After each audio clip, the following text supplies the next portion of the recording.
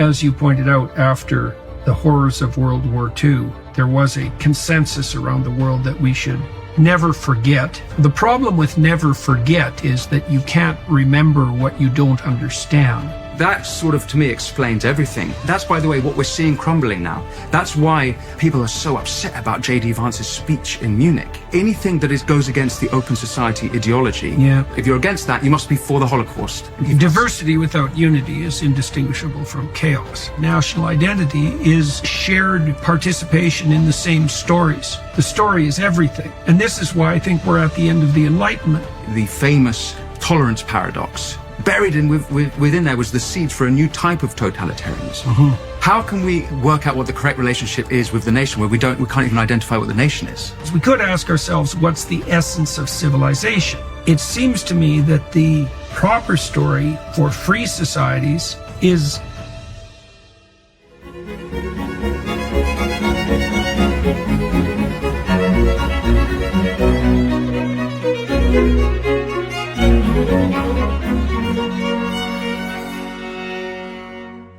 Hello, everybody.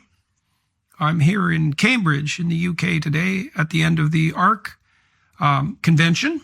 I have as my guest today Winston Marshall, and I have a long and storied history with Mr. Marshall.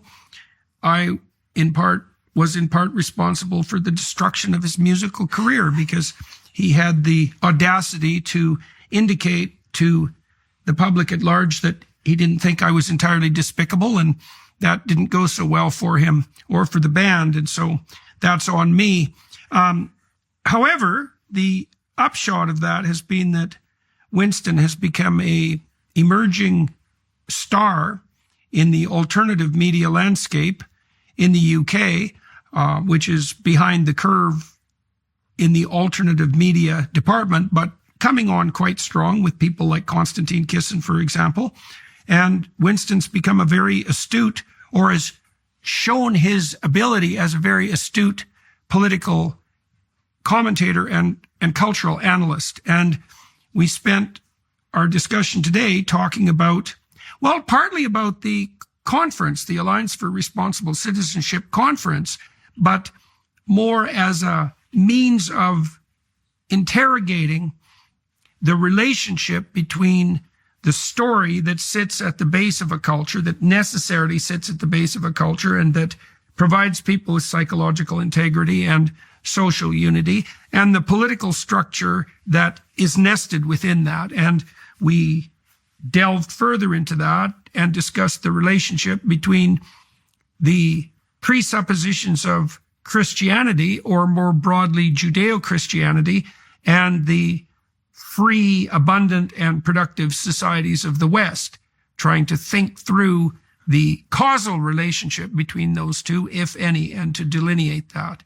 And so that's part of an ongoing conversation, you might say, about the reinvigoration of the West on first principles, and something that's of extreme necessity, particularly in the UK and Europe, and perhaps in Canada and Australia as well. The tide has turned to some degree in the US, maybe, but the rest of the West is in relatively dire straits, existentially speaking. And so we spent our time discussing why that is and what conceivably, if anything, might be done about it. So join us for that. So we just spent 3 interesting days, more or less together, or at least in the same environs, in London at the Alliance for Responsible Citizenship, the second convention. 4,200 people as opposed to 1,500. We had people from 90 countries. What do you think? Well, first, congratulations. Oh, well, thank you. It's a great success. It seemed to be, yes. Which I think only you could have pulled off and pulled everyone together. Such disparate people from across the world, unified by a common, at least, appreciation that things have gone wrong, even if they don't know. We don't all each know exactly how it's gone wrong. And it was overwhelmingly positive. It was not, there's a problem we've got in our space, I think, is that a lot of people try to take things down or angry or anti things. You've actually created an environment that is for something, that is not just countering, but trying to offer and proffer a positive vision for the future, which we need. So part of the problem that conservatives have, perhaps less so classic liberals, is the formulation of a vision. The visionary types tend to tilt in the liberal direction, traditionally, so to speak. And so conservatives do find themselves very frequently playing something approximating a reactionary role. They can see when we've wandered off the path, but aren't very good at specifying what the proper path might be. Okay, so we've noticed some things as we've run these two conventions. We've observed our speakers. We've had, I don't know, maybe 150 speakers across both conventions, and also monitored the social media network responses to our broadcasts.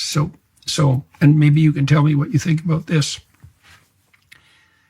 If we invite a politician, regardless of their stature, and they do what you just described, which is to only point out problems, which would often be a critique of the people across the aisle, let's say, or if they speak in a partisan manner, they disappoint the audience that's there, and they get zero views on social media. And it doesn't matter who they are. They can be very well known as politicians. Well, Kemi Badenoch, leader of the Conservative Party, actually did that. And what bothered me is she used the term populist in a pejorative sense in her speech. And as soon as she did that, I was like a bit bothered, because I was like, again, this is the anti, this is the negative, which is not exactly what ARC is about. Yeah, when we opened our first convention a year and a half ago, Kevin McCarthy spoke, and it was pretty partisan, pretty Republican, American Republican. And it was a fine speech from the political perspective, but it wasn't a good opening to the conference, and it didn't do well, either at the conference or online. We had Kemi and Badenoch and Mike Johnson open this time, and Kemi's speech was more political. And although she's very articulate and it was a good political speech, it wasn't as effective, I didn't think, as Mike Johnson's. And Johnson's worked because he stuck to ideas. And I mean, that's what we're trying to do, is we're trying to operate at the level of culture, let's say, which is, I think, the right space for conservatives to operate in. We're looking at the preconditions for a civil and free society, trying to sort out what those are. Now, we've also noticed something on the press side. So if we offer an invitational vision and we specify something positive and we aren't partisan, then the speeches do very well in person and online. But also, it's very interesting in relationship to press coverage. Mostly the press has been neutral to us or positive, both times. There's some exceptions like The Guardian, but, you know, what do you expect from The Guardian? And that's mostly like second-rate carping anyways. It's nothing substantive. But it appears that the reason we've escaped from maybe serious protest as well, because there were no protesters. One or two. Barely. A pretty weak showing on the protest front. But I think the reason for that, again, is that if we're true to our mission and we are offering a positive alternative, then we get something approximating a hall pass, and people are excited about it and interested. Now, you said that you thought that the conference was very positive. And so what do you mean by that exactly? What I mean is that if you get tied into the culture wars and the dialogue online, it's all a lot of no, you're wrong, no, you're wrong, no, you're wrong. And here it was, this is wrong, but here's actually an alternative. Like this is wrong and this is why it's wrong, and here's a better alternative to that. I'd say I found it interesting with regards to the media and your idea of culture, is that one of the headlines, I think, from an Australian paper was that it's the culture stupid, playing off the Bill Clinton thing. And that, I think, is partly because of what you describe, is that the culture is upstream from politics. I think that's you're sort of implying that, the Andrew Breitbart thing. But I would also say, and perhaps this is why some people like this, is that there's been such an attack on our culture for so long that even being in a place where it's okay to feel like it's, even being in a place where culture isn't negative, one's... right, just outright just its utility outright denied, to not have that. Exactly. Right. So that might be more important than the specific, recommendations on the cultural side. The mere fact that we can gather together and say, well, there is clearly something here that's not destructive and worth preserving. That's a relief in and of itself. Exactly. Right. And then we can figure out what it is, which is what we're trying to do. But that, by the way, I think is really crucial, because I think that there has been a concerted effort since the end of the Second World War to crush our culture. Mm-hmm. And I think this ties in with the populist thing, which I was keen to talk to you about. And a lot of populists will think, or a lot of people who frame the populist age, it's sort of over the last 30 years, you look at failed Iraq wars, $1 trillion spent there, the Wall Street bailout, 2008, turbocharged by COVID and the failure of elites there. But I think you can actually go back to all the way to the end of the war, and this attack on the culture, which is inspired what I think is the worldwide populist movement, is been deliberately because we learnt the wrong lessons at the end of the Second World War. So this is what the writer N.S. Lyons has called the long 20th century, which we're now coming out of. And so at the end of the Second World War, you have writers like Karl Popper writing about the open society, and they create this dichotomy between the open society and the closed society. And the motivation is never again, of course, like after the Holocaust. The lesson seems to have been in Europe that these national cultures are wrong. Mm-hmm. Nationalism is evil. And the dichotomy that's created those were the closed societies, negative, and we need to aim for an open society. And so that sort of, to me, explains everything that's going on. That explains everything from mass migration, explains everything from the clampdown on free speech. It explains even the failure to address the British Pakistani rape gang scandal. It all comes from that. And even within that, there's been an attack on British national identity, mm-hmm. which another thing I'd like to get into with. So there has been this onslaught on culture, which we could perhaps talk about. But so there's this relief at ARC at the conference where it's like, oh, it's not.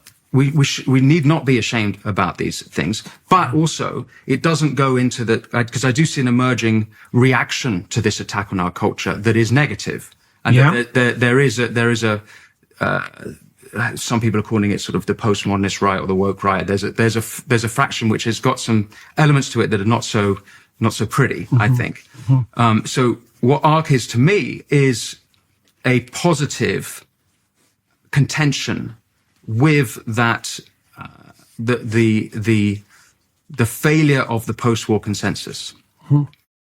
Picture this. You open your browsing history, print it out, sign your name at the bottom, and nail it to your front door for all your neighbors to see. While you're at it, why not display it on a billboard along a major highway? Sounds absurd, right?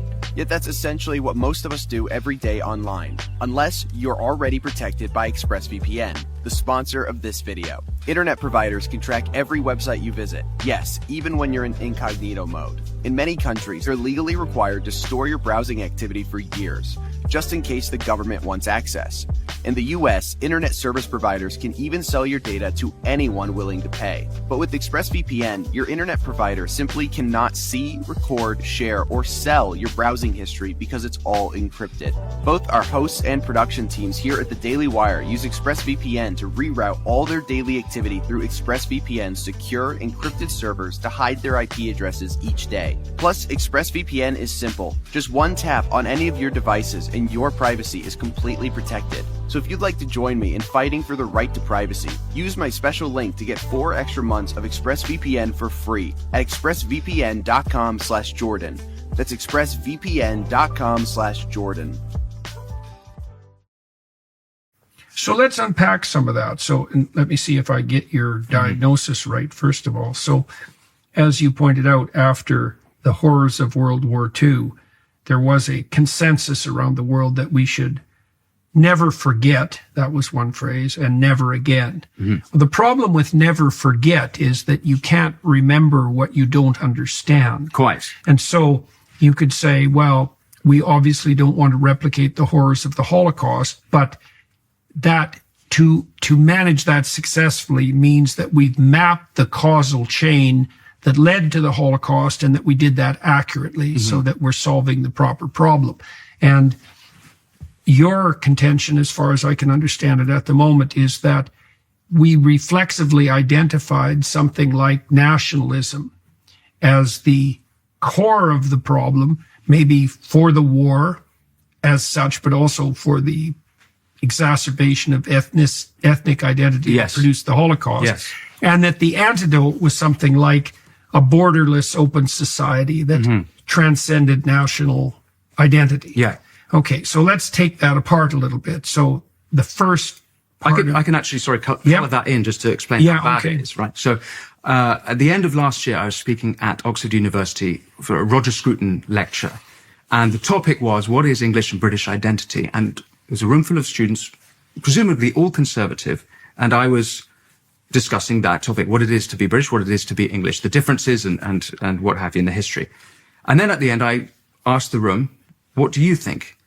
Every single student in the room gave a different answer as to what it is to be English, which ranged from ethnicity, i.e. it was an ethno-nationalist argument, all the way to there's no such thing as Englishness and Britishness, and everything in between. No one agreed. That's the conservatives. Now, to add colour to that, our mutual friend Konstantin Kisin has just gone viral on Twitter a week or two ago because there was an argument he had with Fraser Nelson where he argued that Rishi Sunak, our former prime minister, might indeed be British, but that he, as a brown Hindu, was not English. Now, that erupted where he was smeared by left-wingers, you know, the classic types, saying that he was arguing for ethno-nationalism, which he was absolutely not. But even within the right, there was no consensus on what that is. Now, I'll just tie it back to my thesis about open society.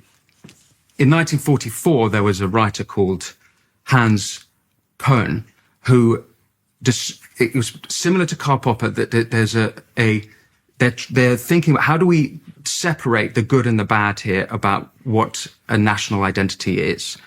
And he didn't coin the phrase civic nationalism, but his thesis basically was what would become civic nationalism, which is civic nationalism, which good, is democracy,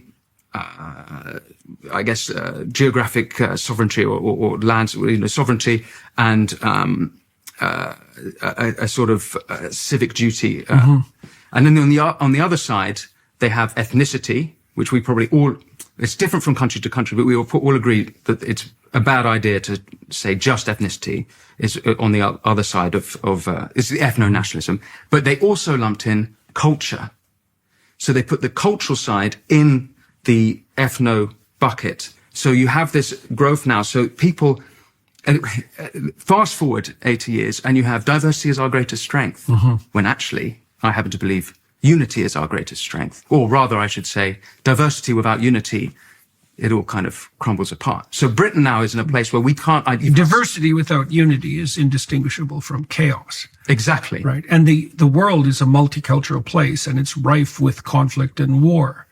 Right. And there's some naive presumption that if you bring people from all corners of the world to a particular geographical locale, they'll leave all the strife behind them and only bring the fruits of their culture. And that's I guess partly what we're trying to do in this discussion is to determine why people believe that. Well, they did that as a reaction to the Holocaust. Yes. And to the war. To the war. That's right. And that's, by the way, what we're seeing crumbling now. That's why when people are so upset about J.D. Vance's speech in Munich, it's because they can't, anything that goes against the open society ideology, they have this dichotomy, which is a false dichotomy, which means that if you're against that, you must be for the Holocaust. Right. You must be a fascist. You must be a fascist. That's why they use the term fascism, because they actually can't code it any other way. Well, they don't even know they have this ideology. They've been swimming in it for so long. Well, this is partly why we've introduced a stream into ARC that's specifically focused on identity, and it's also associated with our concern about the better story, narrative identity. And so the classic Catholic alternative to, you could say that what the open society people did was replace tyranny with chaos, right? So remove all the unifying institutions, nation state identification, for example. There's something like an assault on marriage. There's an assault on the family. There's the assault on local identification. It's like all those layers of social identification get associated with something like oppression and fascism. That would be a variant of the patriarchy critique, right? The patriarchy, which as far as I can tell is something like any form of hierarchical social arrangement, is in essence oppressive. Now, the problem with that hypothesis is that something can become oppressive when it degenerates without being oppressive in its essence. And I think part of the reason that people are so lost now, and perhaps part of the reason that the ARC movement has become successful, is that people understand that the destruction of those hierarchical identities has left them bereft. So, and I think that psychologists have actually contributed to the problem in a major way, sort of regardless of their philosophical orientation, because clinical psychologists, including the famous psychologists like Freud and Jung, had this implicit idea that mental health was something that characterized the individual, that it was something like brain health, except it was the psyche, and that you carried it around inside you. And so that means if you were a well-constituted individual, you had a well-organized mind. But that's not right. It's seriously not right, because it eliminates the fact of our social being in a profound way. Freud sort of thought of the human being, let's say, as a collection of id-like drives and instincts, right? And that those were suppressed by the superego. So it's a combination of the viewpoints of Rousseau and Hobbes. Hobbes would have said the human being left to his own devices is an internecine war of conflicting impulses. There has to be a Leviathan to impose restraint on that. And Freud thought the same thing in relationship to the superego, as the superego is an inhibitory structure, and that the relationship between the natural human being and the constraining elements of the social world is inhibitory. You inhibit aggression, you inhibit sexuality, and that's not true either. And it's not true in a very profound way. If you are married, your sexuality is not inhibited. It's integrated into a higher order structure that's contractual, long-term, and social. We know it's not inhibited, partly because in the 60 years after the sexual revolution, the people who are having most sex are married religious couples. So no one would have saw that coming, but that happens to be the case. It isn't that sex is inhibited or that you're subject to the patriarchal oppression of marriage as a contractual obligation. It's that sexuality finds its place in a higher order game.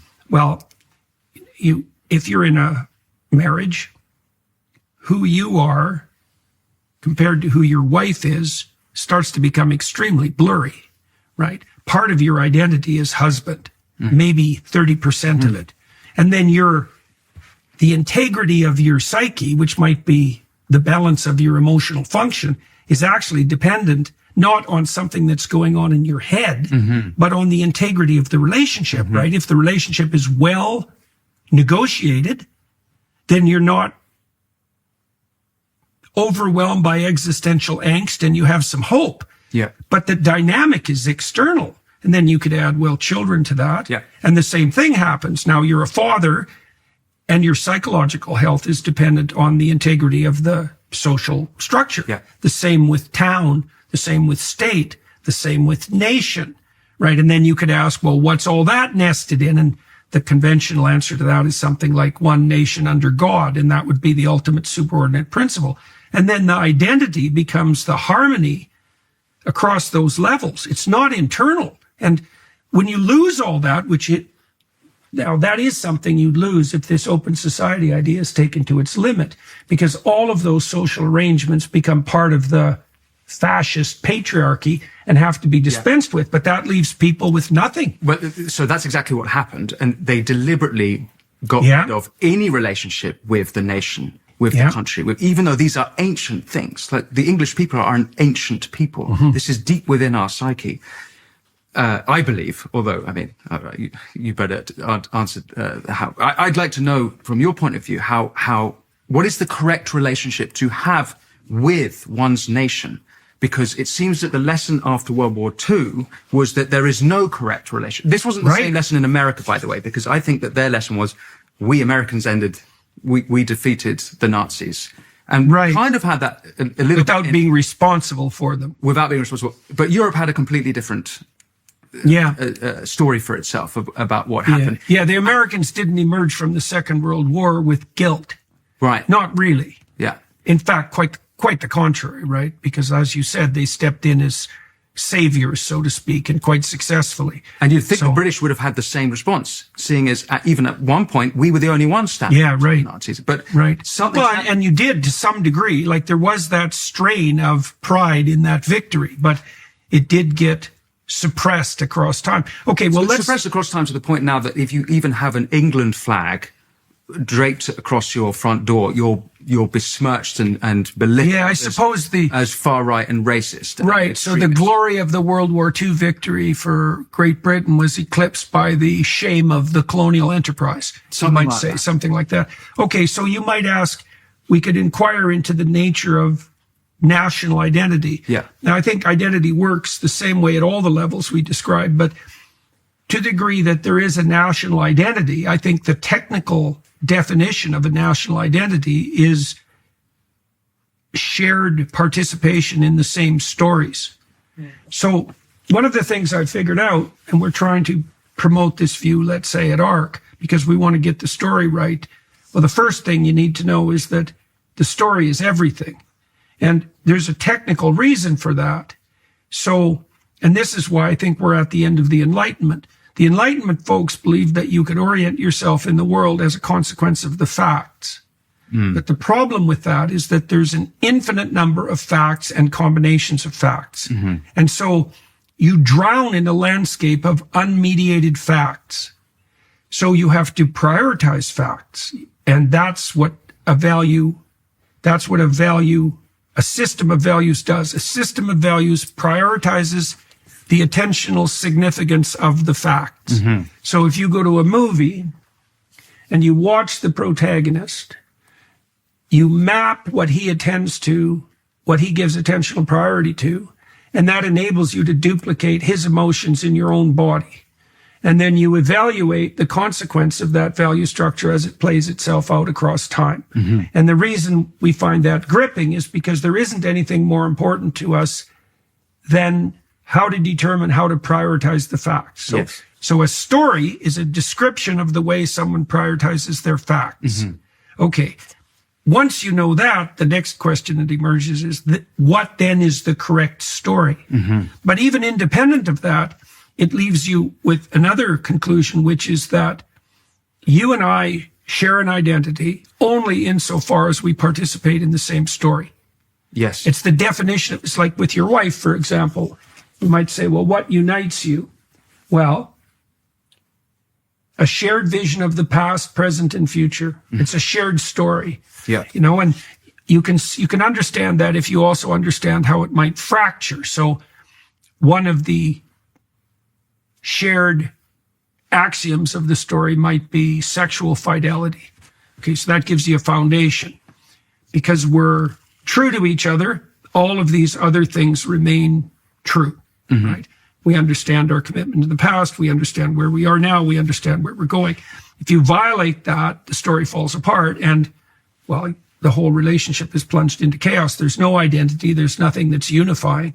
And so a culture is the union of people around a story. Yeah, and we have lost us. Not only have we lost our story, it's been destroyed. It's been destroyed by not only by the Open Society ideologues, but also by the Marxists. And you can see what's going on in the schools with that. They've completely twisted our story so that instead of it being that we are the people that stood up against the Nazis, we are the people that defeated Hitler, we are the people, the British I'm talking about, that ended slavery at great cost, the cost of billions and of thousands of British men. We are the people that defeated Napoleon. Instead, young children are coming out of school thinking British Englishness, it's evil. And so the whole country, I believe, is falling apart because of that.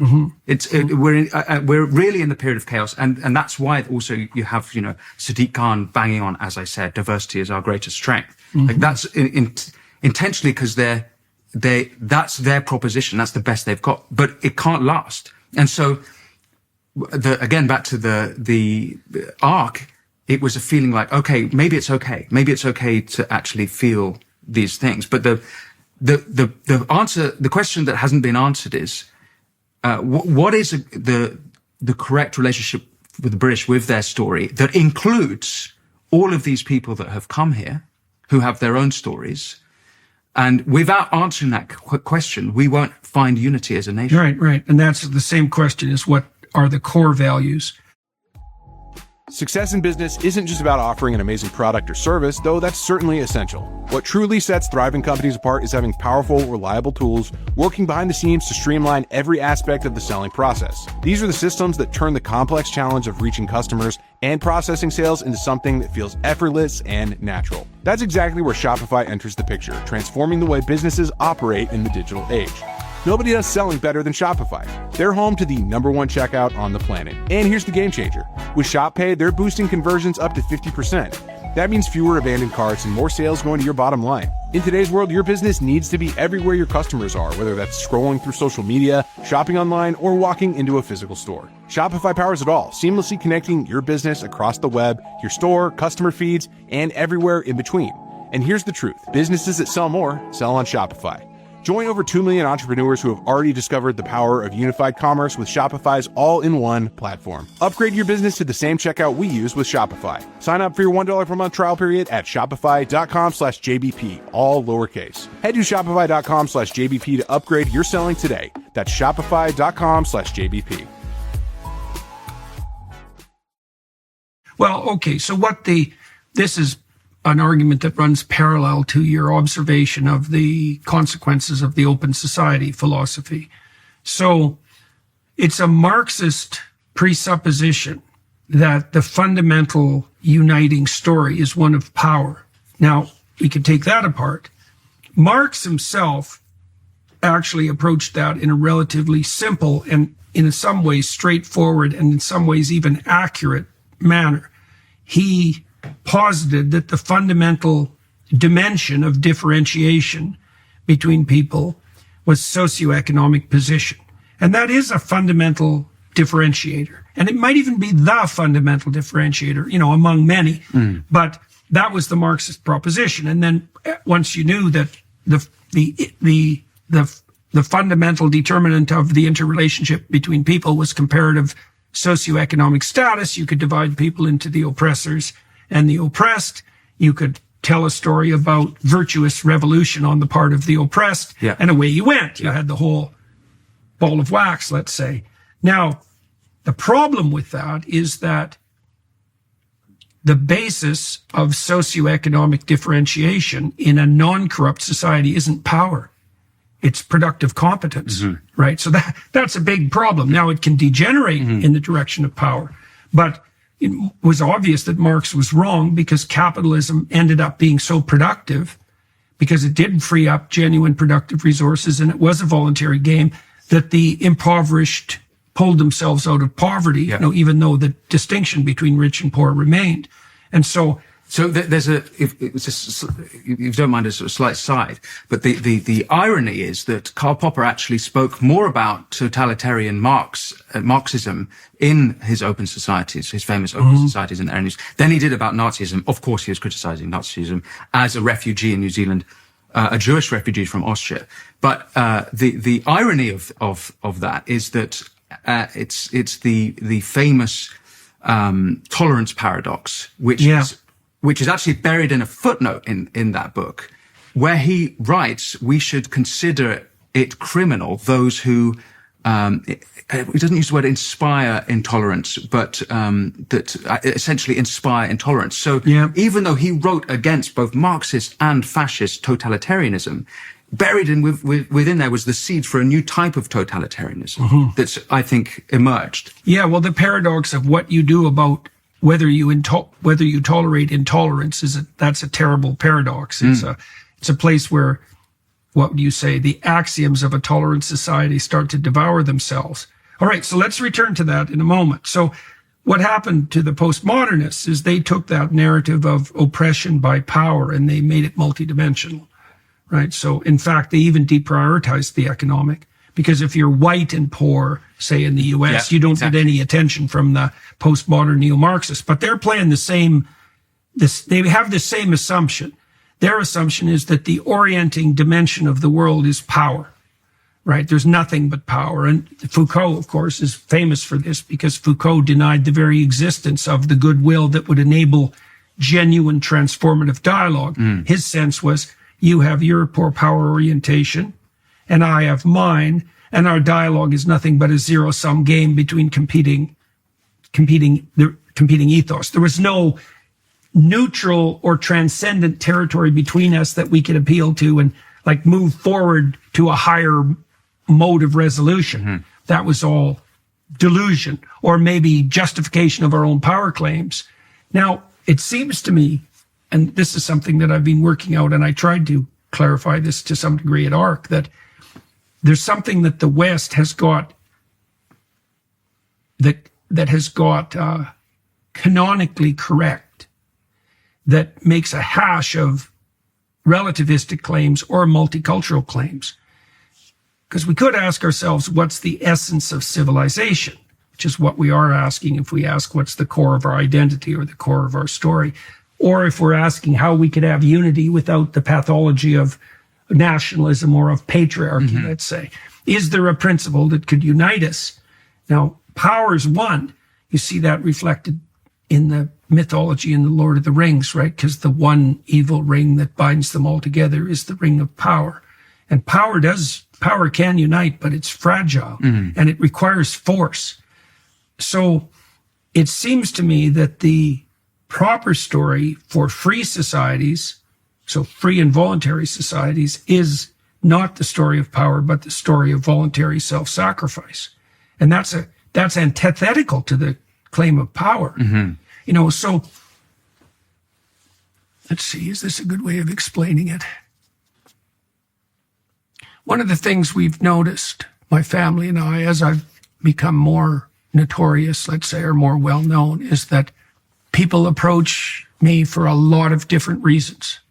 And some of those reasons aren't so good. They're self-serving, let's say. One of the ways we've determined how to distinguish between people who are after their own ends and people who are interested in a productive partnership is that they come with an offer and not a request.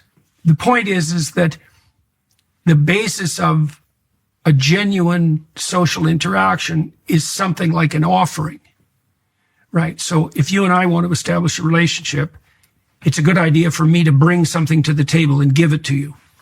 From what I understand, this is how warring tribes in the default tribal condition of humanity started to trade. So what seems to happen, human beings have been around for about 350,000 years, and we didn't seem to get our act together until about 20,000 years ago. You might ask what the hell we were doing for the 330,000 years before that. And one answer is tearing down anyone who had any modicum of success whatsoever and fighting endless tribal battles. And so then you might ask, how the hell do you get out of that? Because that's kind of a self-sustaining dead end. So imagine a tribal group here and a tribal group here, and this group is watching this group and vice versa. And this group sees that this group has some cool stuff that they maybe would like to have, and vice versa. Then imagine there's a no man's land of disputed territory between them. Sometimes a tribe will get the bright idea of taking some of their valuable stuff and leaving it in the no man's zone, just abandoning it. and then retreating. Then the other tribe will come in and take the stuff. Now, they could just take the stuff and leave. But now and then the other tribe figures out, well, if they left some cool stuff, then maybe there would be more valuables forthcoming. But the interesting thing about that initiation, that process, is there's a sacrificial offering at the beginning, right? You have to give something up. And I do think it's that act of giving something up voluntarily that actually defines, well, I think it defines the psyche with integrity, but even more importantly, it defines society. It's not power. It's not power. It's so the within antithesis as well of as power. between societies. Within the individual and between, yeah. I think we establish psychological integrity by having each of our internecine drives give something up in relationship to an emergent totality. That's what happens when you mature, right? You start sequencing your whims in a way that allows each of them to attain their end, but in some order over some time period in relationship to some goal. Some of that goal would be the establishment of genuine social interactions. But all that's sacrificial. Now, it looks to me like the biblical stories are an examination of sacrifice, like an interrogation of sacrifice. And Christ being the ultimate Well, story. exactly. Because once you understand that voluntary sacrifice is the basis of civilization and community, the next question that emerges is, well, what's the highest possible form of sacrifice? And that's actually the quest, you might say, that the biblical stories arrange themselves around, because you establish the principle of sacrifice actually with Adam and Eve right at the end of that story, but certainly with Cain and Abel. There's two patterns of sacrifice established there, the pattern of Abel and the pattern of Cain.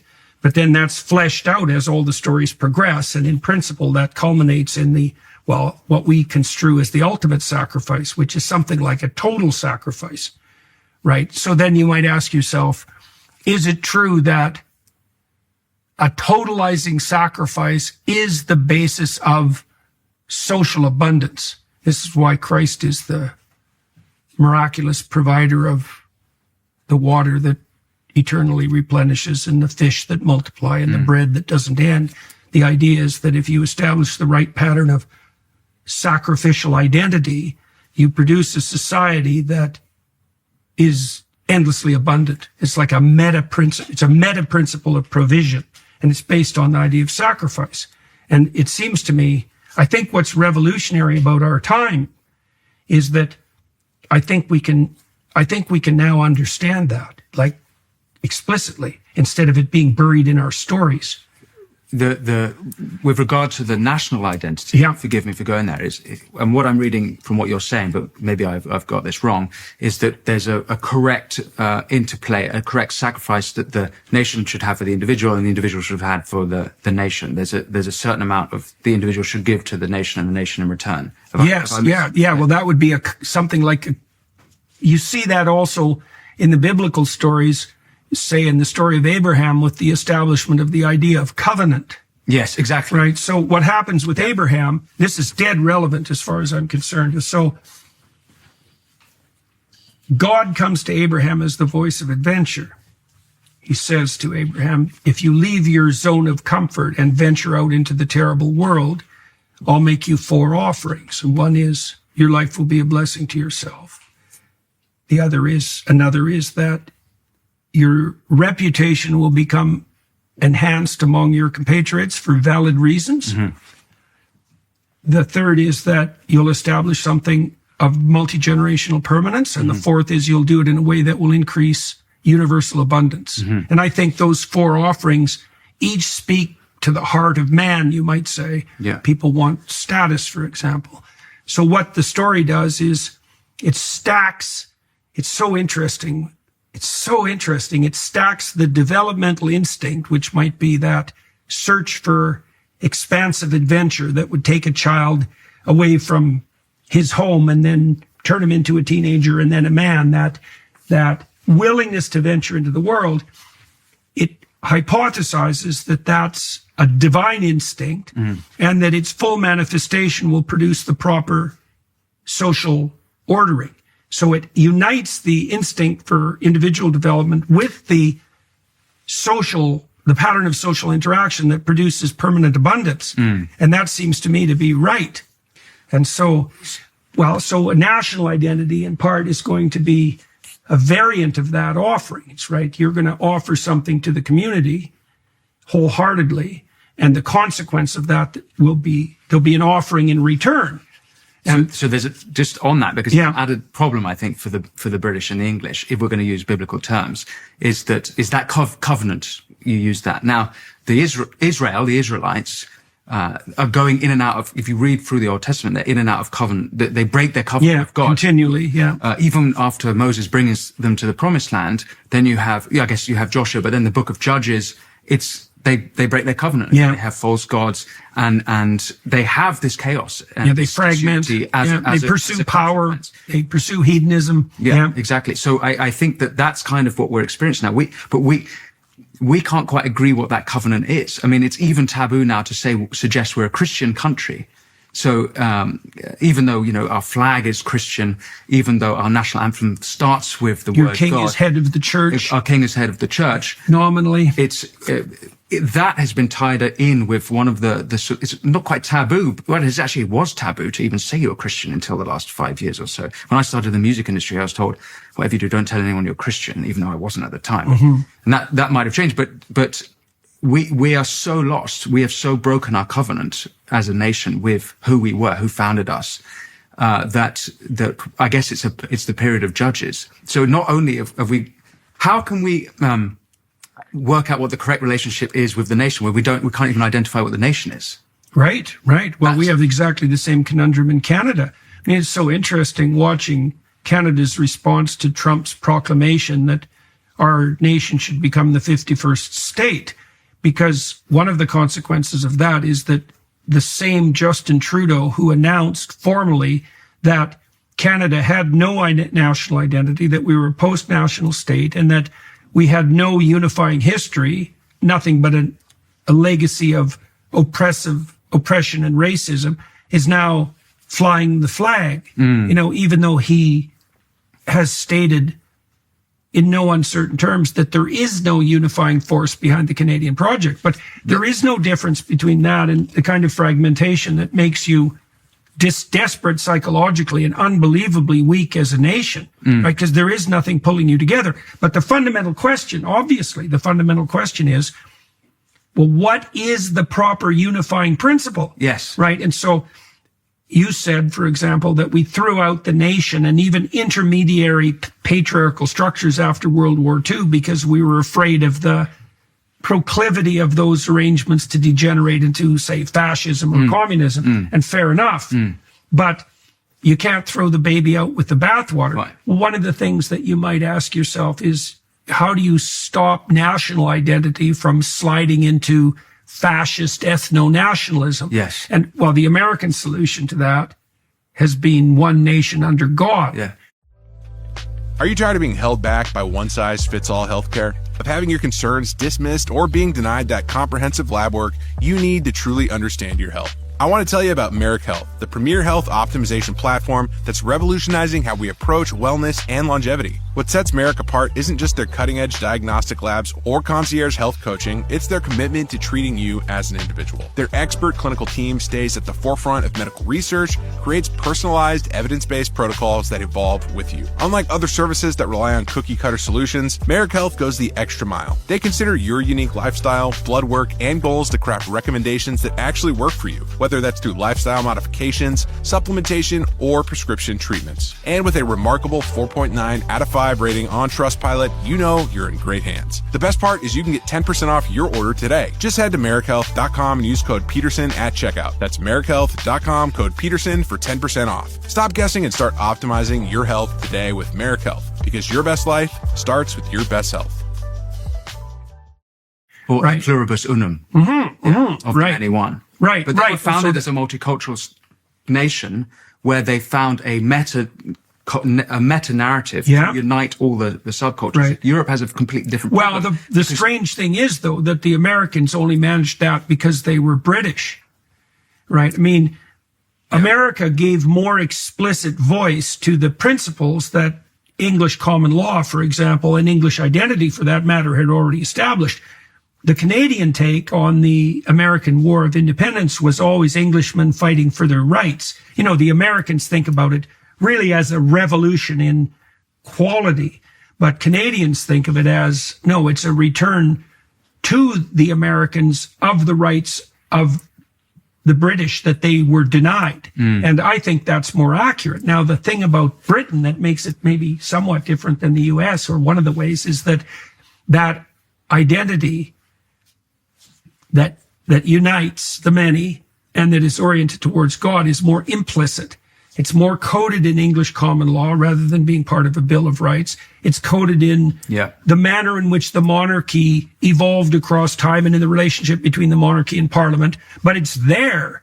But still, the question is what's at its core. And this is where I think we can talk about the union between Christianity and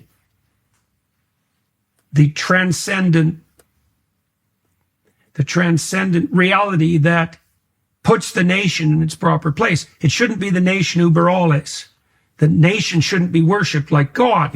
Well, then the question would be, what's above the nation? Well, the idea would be God. And then you might ask, well, what's God? Well, the Christian idea is that God is Christ. For all intents and purposes. Well, Christ is at minimum, this you could speak psychologically or politically, Christ is at minimum the principle of maximal voluntary self-sacrifice. And that should be the superordinate end. So what that would mean, for example, is that the true king serves the poor, right? Because that would be how power would manifest itself sacrificially. And you see that's part of the Christian drama, is that the King of Kings was in service to the lowest of all. And you see that echoed in the Old Testament stories continually too, where lowly people, so to speak, are given their due regard as made in the image of God.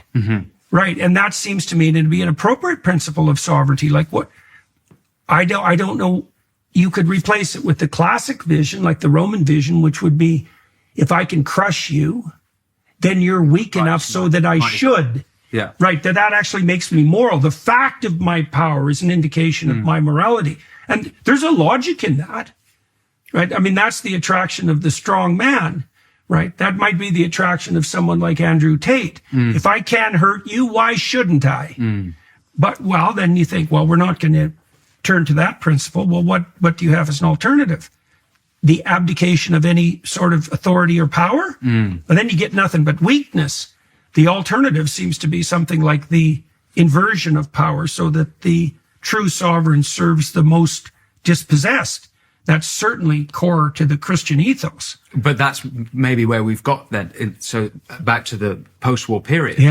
It's we can't let the Holocaust happen again. Obviously, we all agree on that. So then we must prioritize those minorities. We must prioritize those minorities over the majority, which is part of the motivation to kind of kill that common culture that we had, I think, which is also why, I don't know if you saw the Ordo Amoris argument come up between, there's a sort of English, I guess I would say open society ideologue called Rory Stewart against J.D. Vance, and they're arguing about the correct order of love. And the open society types want to prefer the other over the yes, I saw that. Conservatives want to prioritize the family. The open society types prioritize the periphery over the center. That's a classic postmodern move. Well, I think, go ahead. Carry on with that. Also, I think that you could tie in the environmental stuff. Is that yes, I agree. They go all the way that they even prioritize animals and the environment, and not just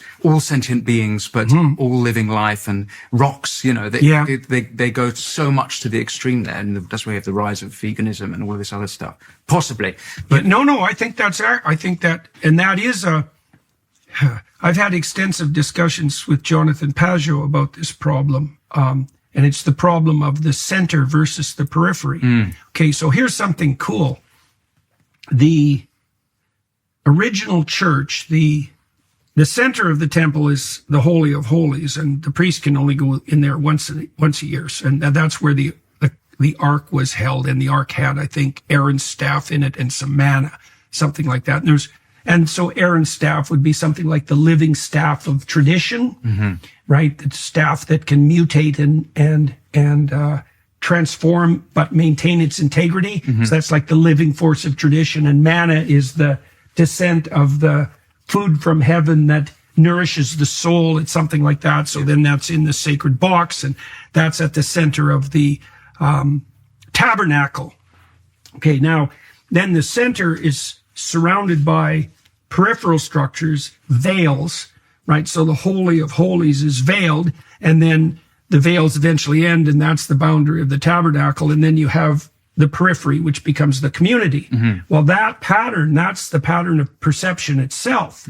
This is something very interesting to know, because it's germane to the point that you just made, is that every perception has a center and a periphery, and the perception itself is defined by the center.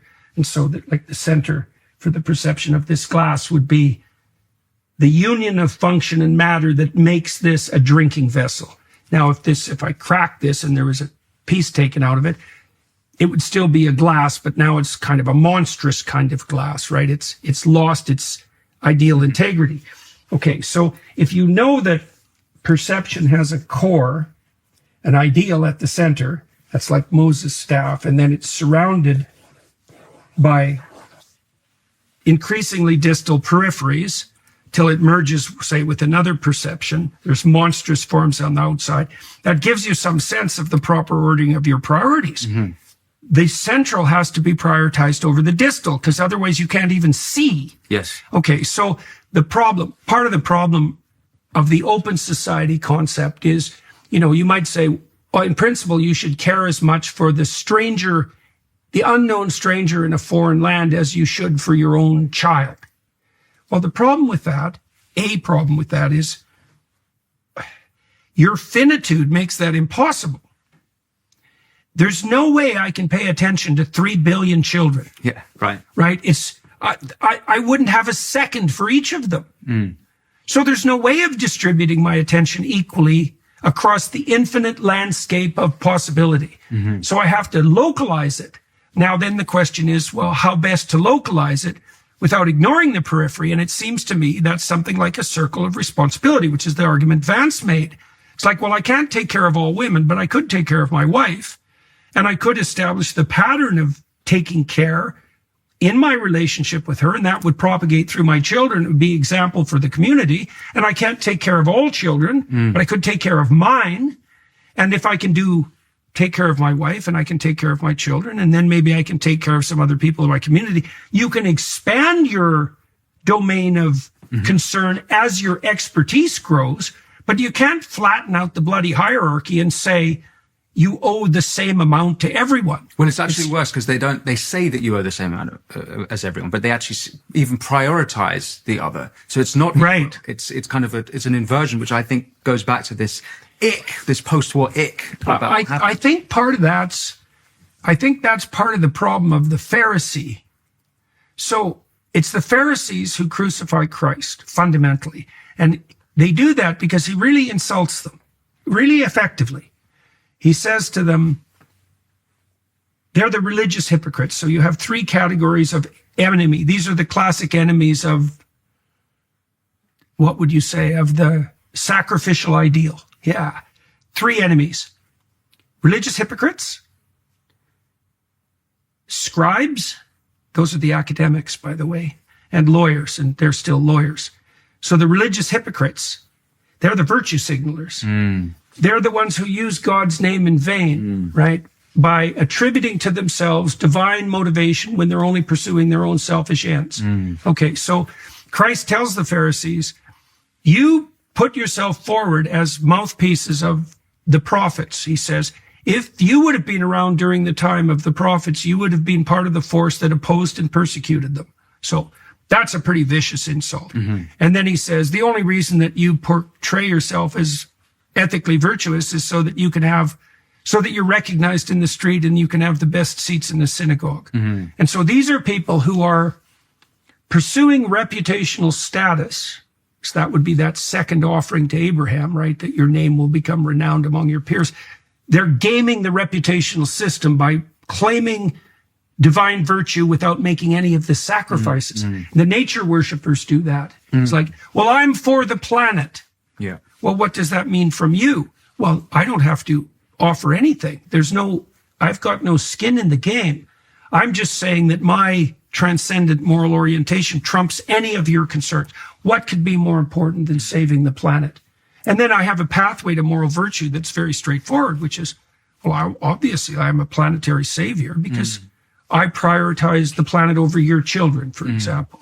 Right. So that proclivity to accrue unearned moral virtue is a cardinal sin. Yeah. And that tendency that you described to prioritize the periphery ties into that perfectly. Yeah. Right. Because I can say, well, look how wonderful I am. And that's what the net zero people do, as far as I'm concerned, on the backs of the poor. It's like, we're concerned about the planet. And so obviously you're a repugnant character if you stand against that. A more extreme version is what Helen Joyce would describe what's happening psychologically to the parents who are letting their children transition. Because how could they possibly admit to what they've done? They've essentially butchered their own children to this ideology. Where, again, for their own moral self-aggrandizement. Or for prioritizing this other, the vulnerable. So they've sacrificed their own children for those people. But it's worse. Ideology. It's worse than that, because they're not actually prioritizing those other people. They're using the claim that they're prioritizing those other people, so that's their tolerance, to ratchet up their status and to ratchet up their moral reputation. Yeah. You know, and so they're actually sacrificing their own children for the sake of their moral status in their community. Look how tolerant I am, right? Look how widely embracing the arms of my maternal virtue are. I have the most peculiar child, and yet I'm such a wonderful person. I still love them, right? Yeah. And you're right that they'll never admit to that, because if you saw yourself in the mirror and you were that person, you would never recover from that. Yeah. It's so brutal. You said earlier about the damage that psychologists have done, and which made me think of, there was an American psychologist in the 50s called Gordon Allport. And he had this concept of the sort of hate speech pyramid, where at the bottom you have hurty words, and at the top you have genocide. And this is part of the same worldview of the open society ideology, is that we've got to stop the Holocaust happening again. And this, in terms of damage done by psychologists, I think is the foundation that's led to hate speech and led to hurty words being criminalized in Britain. And I'm not sure if you're following the level of not just non-crime hate incidents, which has been 250,000 registered since 2014. We tried to bring in very similar legislation in Canada with Bill C-63. Well, of course, yeah, exactly. Except it's worse, I think. It's on hold for now because Trudeau prorogued Parliament. But Bill C-63, it's part of the Online Harms Act, and it purports to protect children from sexual exploitation. Who could object to that? Exactly. But you have, like, the top part of the sandwich is protection of children, and the bottom part of the sandwich is protection of children, and the middle is the most authoritarian legislation I've ever seen anywhere. It would produce a whole society of informers hell-bent on criminalizing non-hate crime incidents. Yeah. And it is associated. I agree that, there is a sense that you don't want to start the ball rolling in the genocidal direction. And fair enough, but before you intervene, you better make sure you have your causal sequence right and the diagnosis proper. And if your theory is, well, words of criticism lead to genocidal murder, then you should work on your causal reasoning a little bit more. The pathway's by no means that clearly laid out. Yeah. Right. So I mean, now that's coming out where, someone got a non-crime hate incident for hanging soiled jeans in their back garden, or a young girl was booked for calling another girl retarded in school, or saying that the another one smelled like fish. So it's totally insane. But the other side of that is what Schellenberger calls a censorship industrial complex, which has been turbocharged as a fight against the populist movement, which is a movement, I think, in spirit against the open society's ideology. I'm banging about open society's ideology, but I think it's the most helpful way for me to understand the populist movement, which I'm interested in hearing your critique about populism. Well, I think that there are forms of embodied wisdom that are relatively resistant to propositional derangement. If you're smart and you worship your own intelligence, which is highly likely if you're smart, you end up with this Luciferian temptation to presume that the world should fall at your feet because you happen to be intelligent. I guess that's how God curses people he blesses with a high IQ. You have this Luciferian temptation, and the Luciferian temptation is to fall in love with your own well-reasoned presumptions, and the intellectual elite are very prone to such things. And so they can derange themselves with the quality of their own thought. Sensible working class people who've put themselves together in the physical world, you might say, they're inured against that, I would say, to some degree by the harsh realities of their immediate existence. You know, if you're a demented farmer, you're going to be broke and miserable pretty damn quickly. Now, the problem the working class has is they can't articulate their wisdom worth a damn. You know, and so lots of people have come up to me and said that listening to me has helped them articulate what they know to be true, which is what an intellectual should do, by the way.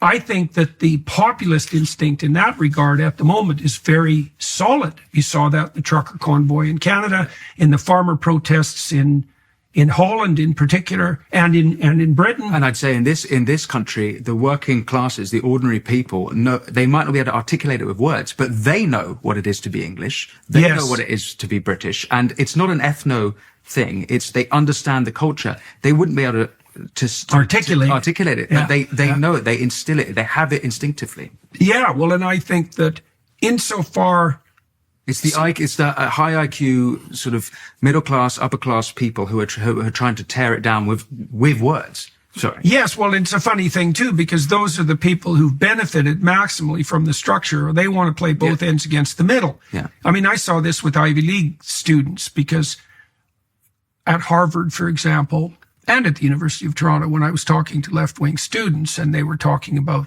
say, the oppressive nature of the elite, I thought, you're the elite. Yeah. Like, you might be on the junior end of it, but the fact that you're at Harvard means you're already a member of that club, and thoroughly. So what do they want? If you earn more than 30 grand a year, I think you're in the top 1% in the world. Something like that. Well, there's also that. Yeah. Of course, there's that as well, which puts everyone in the West in that elite position. Well, yes, fair enough. But certainly the case for students at high quality universities. And I thought, well, what's driving their identification with the oppressed? And the answer is, well, part of it's guilt, because they've been given a position of privilege, let's say, without necessarily having thoroughly done the work to justify it. But we could leave that aside. There's a much worse motivation, which is that there's never enough for someone who's narcissistic. And so if Harvard opens its doors to you and now you're a member of the elite, you might say, well, you could rejoice at that gift. Or you could say, that's not enough for me. I want all the privileges of the elite and all the moral cachet that goes toward the oppressed. So now I'm an ally of the oppressed. So I get to have all the reputational status of the oppressed and all the advantages of the elite. Right. And that's the position that the university educated hold in our society. Illustrating the perversion of this open society ideology that I've been trying to explore with you. Yeah. That says it better than any example you could give. Yeah. Well, there's always a shadow side to moral proclamations, right? It's like, well, the postmodernists did point that out to some degree, but it's one of the things you really have to ask yourself is, who pays the price for your moral proclamations? And if the answer isn't you, then you don't have any right to the proclamation. I mean, one of the things that we're all trying to work through this in ARC too, because ARC is not a conservative right-wing movement. It's not a political movement. No. And you can see that partly in our approach to energy policy, which is, well, we'd like energy to be as close to free as possible, insofar as that's commensurate with a free market society. We want to do everything we can to drive energy costs down. Well, why? Well, because energy is wealth for the poor. And that's the simplest way to put it. If energy was cheap enough, there wouldn't be any people who are absolutely poor. There'd still be people who are relatively poor. And so that's not a classic right-wing approach because it's concentrating on the people who are poverty-stricken. But we're trying to come up with answers. Well, it is. I mean, you mean that in the sense that that's not what left-wingers think of right-wingers. They assume Yes, sorry, I'd missed my train of thought there.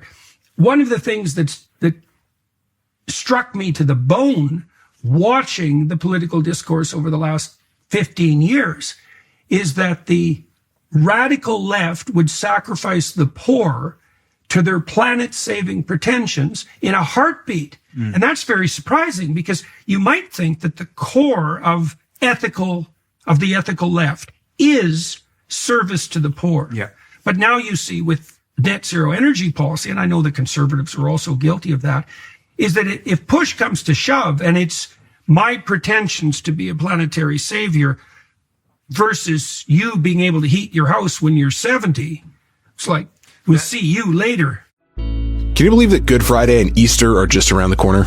These are the most important holidays in Christianity, and Lent is our time to prepare our hearts. Lent is traditionally a time where Christians grow closer to God through prayer, fasting, and giving to others. And guess what? Hallow has created an amazing way to do just that with their Lent Prayer 40 challenge called The Way. Don't worry if you haven't started yet, it's definitely not too late. This challenge helps us remember that Jesus is the way to heaven, showing us that true peace, love, and joy require genuine sacrifice. You'll love this. Mark Wahlberg and Chris Pratt are leading some incredible challenges about sacrifice and surrender. Jonathan Rumi and Sister Miriam James will guide you through these powerful stories and prayer experiences. And Father Mike Schmitz, his Sunday sermons are absolutely spectacular. This is already shaping up to be Hallow's biggest Lent ever, with thousands of people from all over the world joining together in prayer. Here's the best part. You can get 3 months completely free when you sign up at hallow.com/Jordan. That covers the entire Lent challenge. Once you join, you'll discover a huge catalog of guided prayers, meditations, music, and so much more, all designed to help you grow closer to God and find the peace that we're all looking for. So download the Hallow app today and jump into the Lent Prayer 40 challenge. Your spirit will thank you. Yeah, it's important to note that the Conservatives, particularly in this country, but I think across the West, have been part of that net zero program. I once went on LBC, which is a radio show, and there was an MP from each party, including the Tories, and it was off topic. They suddenly went into net zero, and everyone agreed. Yeah, I was like, what's going on here? I'd say for ARC, there were. The classic left was represented. You had Maurice Glassman of the Lord Labour peer. You had Eric Weinstein, who he'd call himself a progressive. So it's not all the left, which is, I think, something that those who didn't go to ARC might assume it's some right-wing convention. And I actually think that was one of the beautiful things, is there are people who identify the same problems. We might have different solutions to them. And I thought that was a sort of wonderful thing that you got right, and maybe there's more room for those people there. But also in terms of this right-left wing thing and the way it's coded in low definition, I think one way of understanding ARC was a bit like Hayek's definition. Have you read his essay, Why I'm Not a Conservative? No, and it's kind of, he has a paradigm where you have the sort of conservative, progressive line, and then you have the liberals who are kind of like a thermometer, who will align because they're more principle rather than temperament. They'll align with whichever side is less authoritarian or closer to their own principles. So at the moment, the liberals, and you've said this quite a few times, the classical liberal types are aligning with the conservatives because it's the progressives and the left who have gone completely authoritarian. And I would lump in the open society ideologues in that bucket. And that seems to me what the new paradigm is, the new dichotomy. Well, we're kind of hoping that. My sense is, I just talked to James Orr about this in his new podcast, that the conservatives, see, it seems to me that the classic liberal project is viable when certain preconditions are met. And I think the conservatives stand for the maintenance of those preconditions. Now, it's complicated because the preconditions for liberalism are probably not well propositionalized. So you could imagine this, the thinkers of the Scottish Enlightenment, it's sort of as if they did this. If marriage is the standard and functional families exist and the nation is Christian, then everybody can be an autonomous individual. And then you can lay out the structure of autonomous individuality and you can engage on the liberal project. But if that understructure falls apart, then that system of classic liberalism can't maintain its integrity, because there's nothing that's like, every system depends on some axiomatic presuppositions to maintain its validity.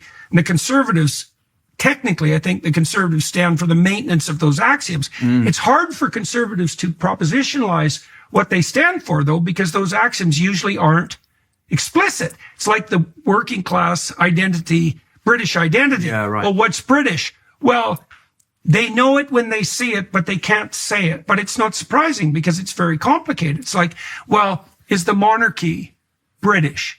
Well, it is in its British form. And what's the British form of monarchy? Well, you could unpack that for a month, right? It's something like, you know, I think the American system lacks this to some degree. It's executive, legislative, judicial, and symbolic. There's a problem with the American system. That's right. The symbolic is the tied up symbolic with the collapses into the president. And why everyone loses their shit with Trump. It's also why America produces dynasties, right? Like the Kennedys and the Bushes. And so, and who knows where that'll go. But the monarchy in the UK has this symbolic quality. It's extremely useful, and it does take a fair bit of weight off the executive branch. Because the prime minister isn't the king. Right. And the prime minister himself has to kneel before someone. Right. It tempers him. Right. And the king is supposed to be kneeling before God. Quite. And then the question, of course, arises which God, and is God real? But that's our king has that problem, by the way. Of course he does. Well, his God in some part is Gaia.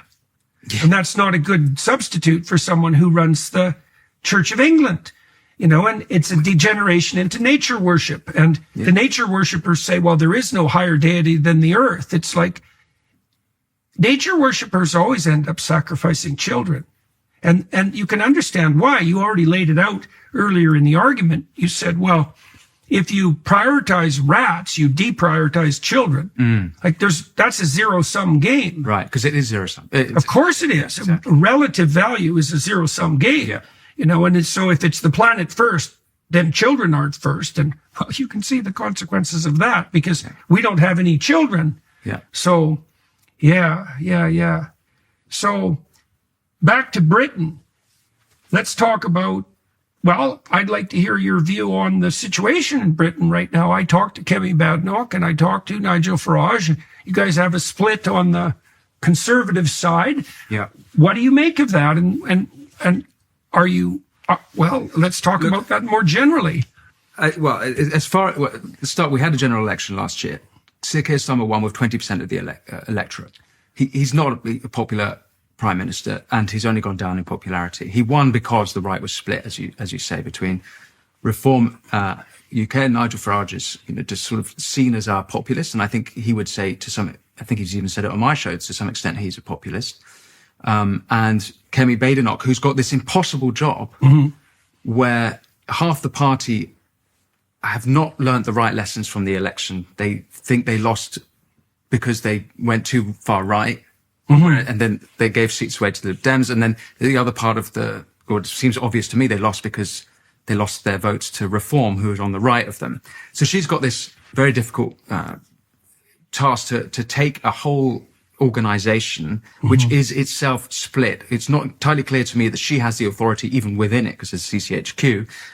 And she's got 4.5 years to take them to an election where every time she says anything in Parliament, Sir Keir Starmer can say, you had 14 years. Yeah. Why don't you do anything? Yeah. And likewise, she gets outflanked on her right. So it's kind of a very difficult situation. Reform UK have, I guess, their problems are that they're storming up the polls, which is encouraging for them. Their problems is, can they get together enough people? Need to get 300 or 400 candidates for the next election. Yeah, and qualified and useful candidates. Exactly, which is extremely difficult. I mean, actually, technically, the Conservatives have the same problem, because I would say there's very little talent in their ranks in Parliament at the moment. So it's not entirely clear to me what will happen. And so anyone who has any predictions, it's 4 years away, the next election. So it's going to be 4 weeks. So calling what might happen is impossible. Some people say there might have to be some sort of deal. Maybe that's the case. Can she make it to the election? Well, there'll be some kind of deal, because at least the Conservatives at the moment have the advantage of being able to fight. Like the fact, you see, this happened in Canada, right? Because Reform UK was named after the Reform Party in Canada. And what happened 30 years ago, something like that, the right split in Canada. There were a variety of reasons for that. Part of it was that the Conservatives were no longer arguably sufficiently libertarian or socially conservative. And so there was a fracture in the ranks, and Preston Manning pulled the Conservatives back to the Conservative side. Yeah. That took a number of years, and then the Conservatives reunited. But it was a salutary operation, all things considered. And I think now in Canada, we have at least some leaders on the Conservative side who have some spine. And that was a consequence of this war. Now, you could imagine that because Badenoch faces Farage as ferocious opposition and vice versa, they could use that opportunity to really hash things out. So Farage is a little more daring at the moment on the net zero side than Badenoch.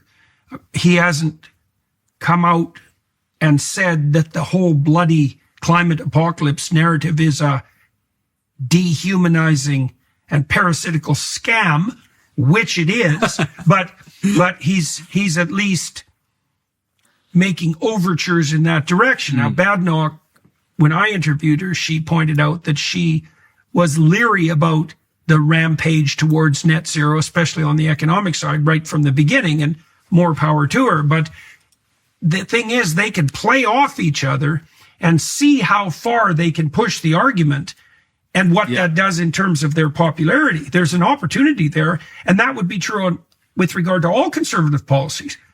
Like maybe within the Conservative Party, first principle arguments couldn't be undertaken, but now they have to be. So, and they're both smart, I think. I was very impressed with Badenoch. I mean, she's an engineer, so she thinks like an engineer, which is really systematically and thoroughly. And she's also a lawyer, though she hadn't practiced as a lawyer, was at least trained in law school. So is she smart enough, though? So, for example, Kamala Harris, some people have ridiculed her as being dumb. And if you listen to what she said through the election, you'd be like, maybe she's an idiot. But it might be that she wasn't actually that dumb. It was that she wasn't bright enough, in that she had so many different factions and trying to keep this whole operation going that she was censoring herself from losing the wrong people, whether it was the woke side of her party or the more sort of conservative side of her party. She couldn't quite have the dialogue to pull it all together. If Bader plays this game that you're describing,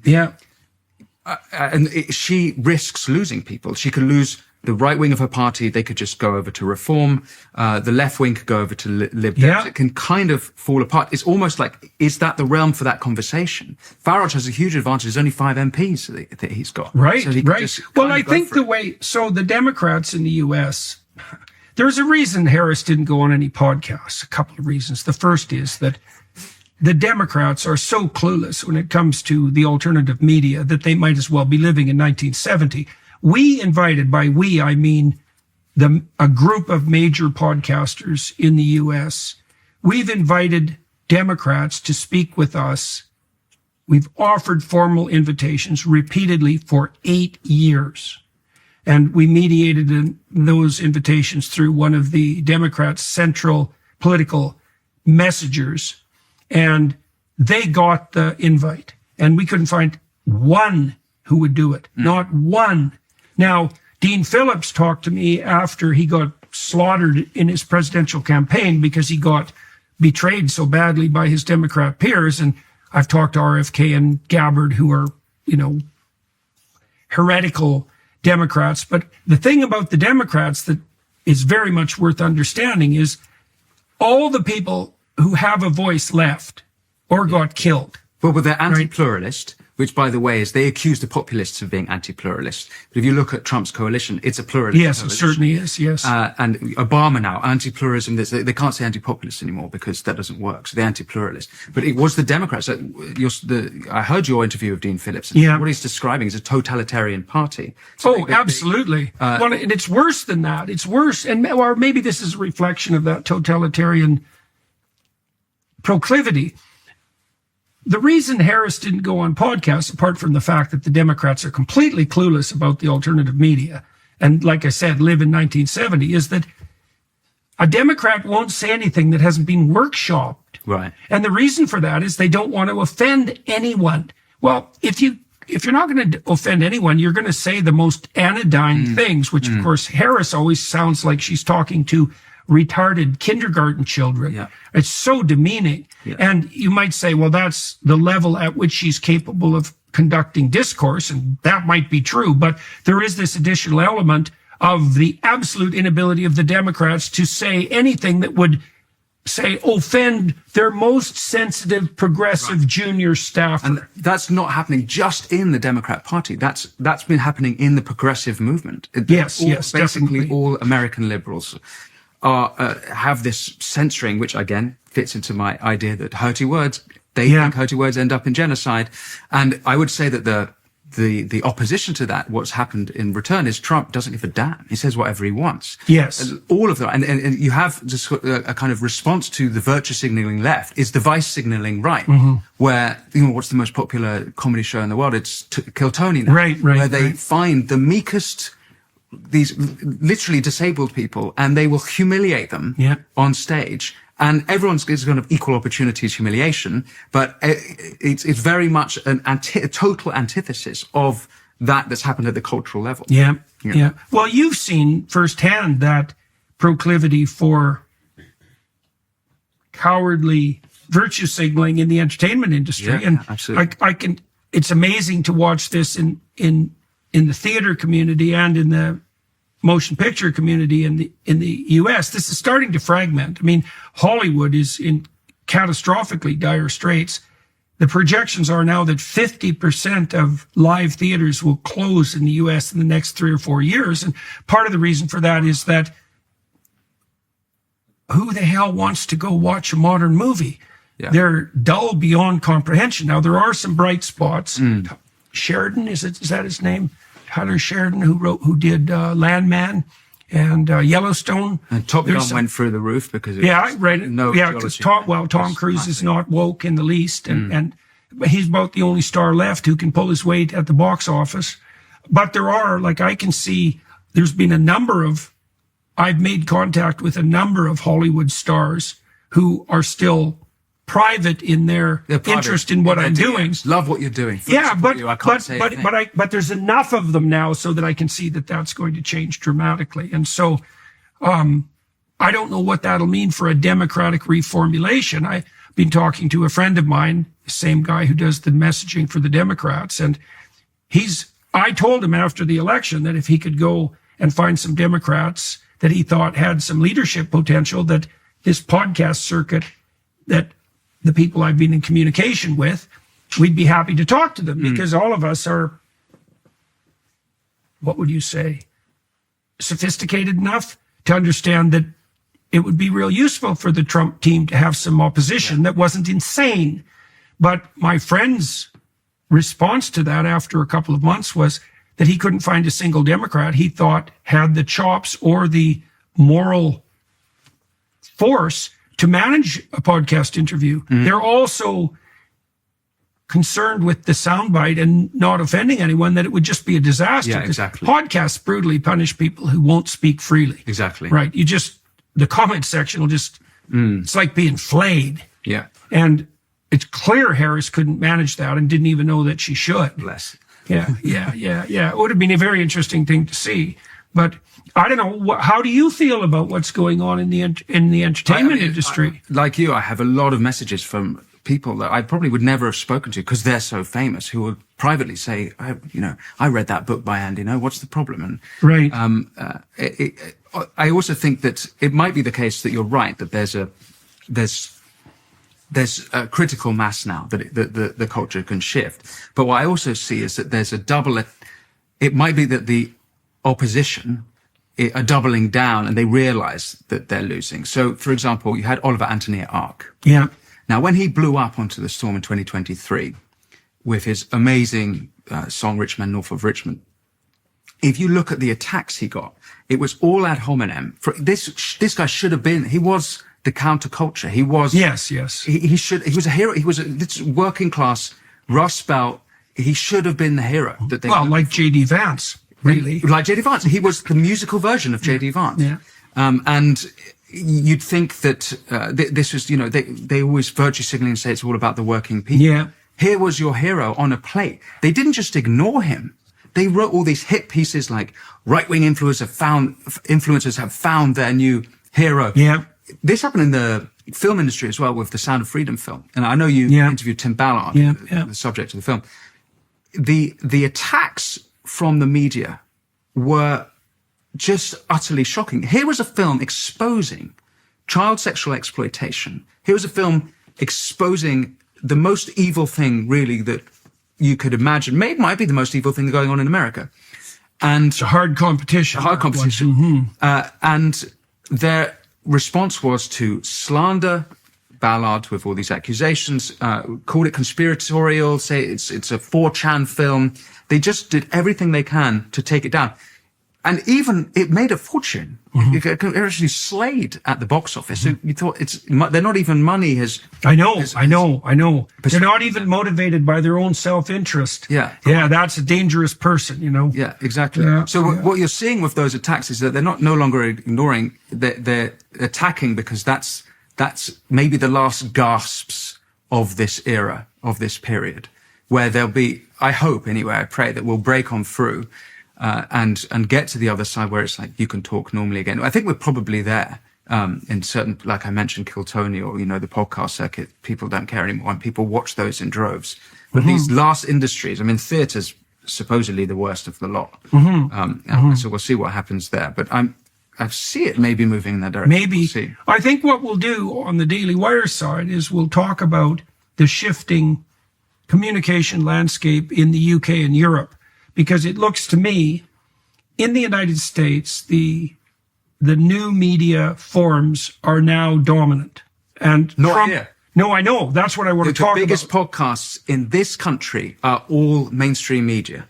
Or rather the mainstream media ideology. And we can talk about that. Let's talk about that. Let's talk about that. And we can talk about how Trump observed that and catalyzed it as well, or at least put the finishing touches on it. And I'd like to talk to you more about the UK and about France and Germany, about Europe in general, and what you think the implications are of the emergence of this MAGA populism in the US. We can talk a little bit more about populism too, because we didn't get a chance to flesh out the advantages of a populist political movement and the disadvantages. Yes. And so we'll turn to that. So for everybody who's watching and listening, you can join us on the Daily Wire side. We'll continue for another half an hour there. And apart from that, well, any words to sum up your observations in relationship to ARC, let's say, because that's sort of the issue of the moment on the political front, as far as I'm concerned. Any closing thoughts about what happened there? Apart from saying it was phenomenal, it feels like that the Overton window was edged on a few topics, whether it was net zero or talking about our culture, as we've described a little bit in this conversation. And I think that's something that people like Douglas Murray are so good. It's like articulating what's in the zeitgeist but not yet been said. And so listeners should go to the ARC YouTube and watch all the I think one of the things we're doing, conservatives in Canada have told me that, and some of them in the US as well, have told me that the role I've played culturally for them is to establish a beachhead in relationship to difficult topics. So I can criticize climate apocalypse mongering, for example, and go substantially farther in that criticism than they would be willing to go. But by moving the beachhead 200 yards up the beach, let's say, they can come up 50 yards, and that's fine. And I think that's actually the role of ARC, is to push the envelope, and to do that intelligently and carefully and positively. And in the right direction, because the envelope's getting pushed in another direction. So I hinted this early in the conversation, but one response to the open society, those who observe the open society ideology, is that they say, oh, look, all of the philosophers behind them are Jews. Yeah, right. And they go, oh, George Soros, open society, Jew, he's the one doing it. So then you have this new emergent anti-Semitism I see coming on the right, because they're taking the wrong lessons from what's going on. Even though they might have observed correctly about the open society ideology, they're making the wrong decisions there, I think. The opposite of one falsehood can be another falsehood. Exactly. Right. Well, you see the same thing with regards on the masculinity side, with regards to the attraction of people like Andrew Tate. Right. And you can understand why he's an attractive figure, because he's at least not a cringing milksop. Right. But so if that's damning with faint praise, you might say. Right. So, and when it comes to Andrew Tate, you've done a great job in your work in identifying the positive masculinity, lest it be hijacked by those types. Which and certainly I think will is be. The responsibility of ARC is to identify the positive things we have to articulate, lest it be hijacked by those more nefarious actors. Yes, which is inevitable. That's another thing we could talk about too. I'd like to talk with you about the dynamic between the cluster B psychopaths and the political, because that can happen on the left and the right. Okay, so we'll leave. Oh, definitely seen that on the right. Yes, definitely. So we'll leave that for the Daily Wire side. Thank you very much for talking to me today, and to all of you who are watching and listening on the YouTube side, your time and attention is much appreciated. And to the film crew here we're in Cambridge, as I've got a speaking engagement here later, and so thank you for the opportunity on that front. And we'll talk to you another half an hour on the Daily Wire side. Thanks everybody for your time and attention.